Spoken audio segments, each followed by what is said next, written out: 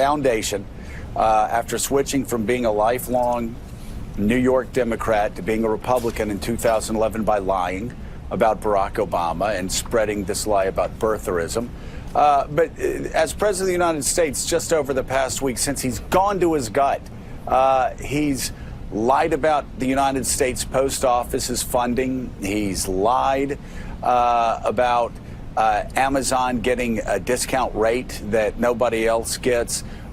He's lied about NATO coffers being filled when there are no such things as NATO coffers. People don't contribute directly to NATO. He's exaggerated to the point of lying about caravans. He's created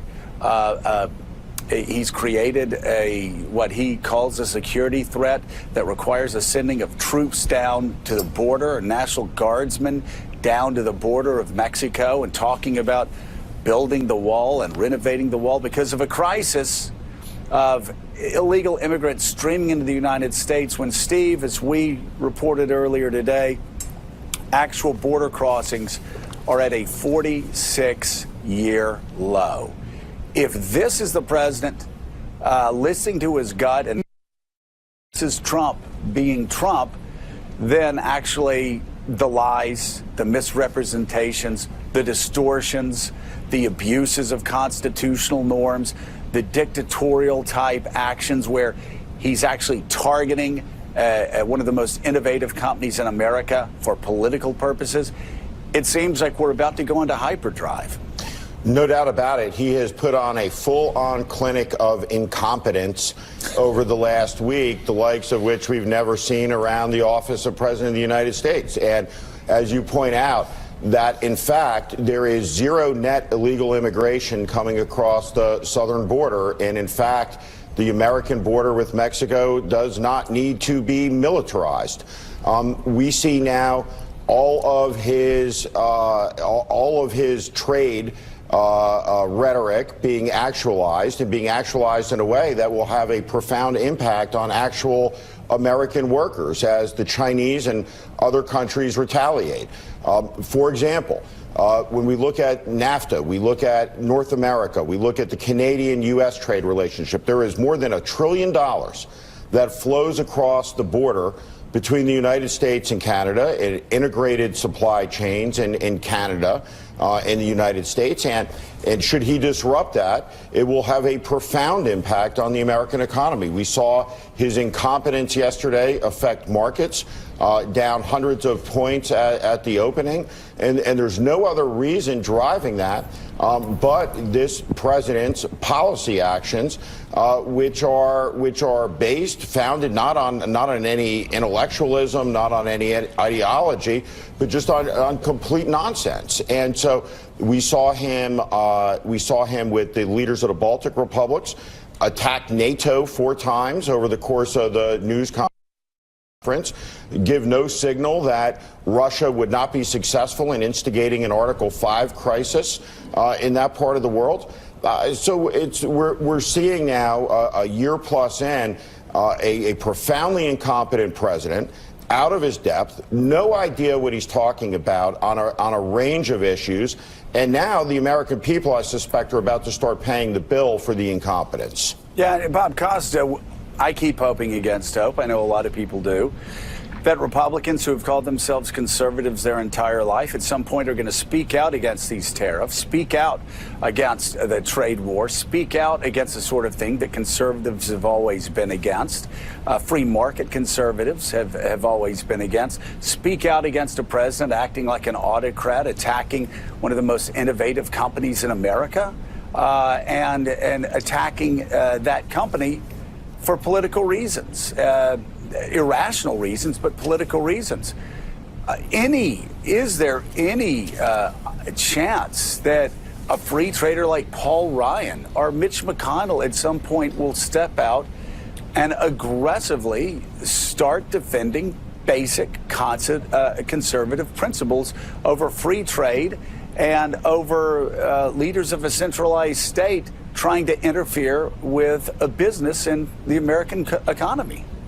If you take Mitch McConnell, the Senate Majority Leader, there have been scattered remarks. He's been outspoken in recent days about the policy. He says he doesn't support these tariffs. He wishes the president would pull back. But there's not this widespread outcry, Joe, because most of the Republicans I'm talking to in Congress and you're talking to, they know, at least they're arguing to us, that they need the Trump voter. They need President Trump for these midterm elections, which they already think could be a blue wave for the Democrats. And so they're just not prepared to go to war with him. The only people who are going to support the president politically are those who have chosen to retire.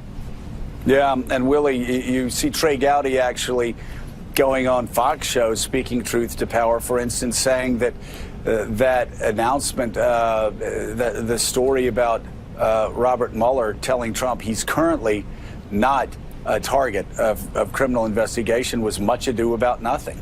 Yeah, and even there, you've had Republicans say, well, we don't need to introduce legislation to protect Robert Mueller because the president would never take that act of firing Bob Mueller and rolling out a constitutional crisis. We've asked what gives them that confidence, but they don't seem to, even on that issue, be able to go full out to step in front of the president on something like that. Meanwhile, Joe, the White House says its current stance against China with tariffs is just a bargaining chip. Yesterday, the president tweeted, when you're already $500 billion down, you can't lose. The president again exaggerating the U.S. trade deficit with China by $163 billion. The Wall Street Journal reports President Trump, who initiated the tensions over Chinese trade practices, has put himself in a position to face mounting pressure from lawmakers, an intense campaign from corporate lobbyists, and outcry from businesses big and small.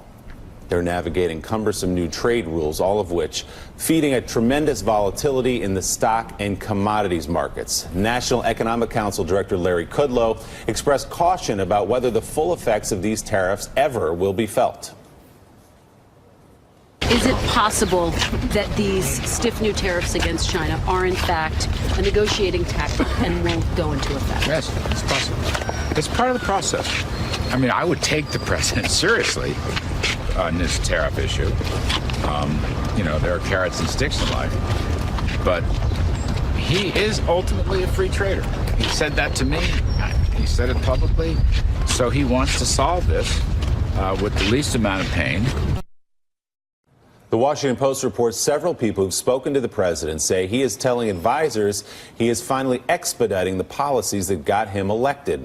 And he's more comfortable now without a number of aides around him who were tempering, or at least trying to temper, his instincts. He often cites rising poll numbers in recent weeks as a reason he should do it his way. But there is concern in America's heartland this morning as China's move to match America's $50 billion in tariffs goes after a key crop for U.S. farmers. According to estimates, China purchases 61% of total U.S. soybean exports and more than 30% of overall U.S. soybean production.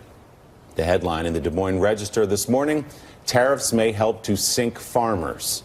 And Iowa's Republican U.S. senators are responding. Senator Joni Ernst said in a statement she spoke to the president yesterday, adding, there is a real danger that increased tariffs on U.S. exports will harm Iowa producers and undermine the rural economy.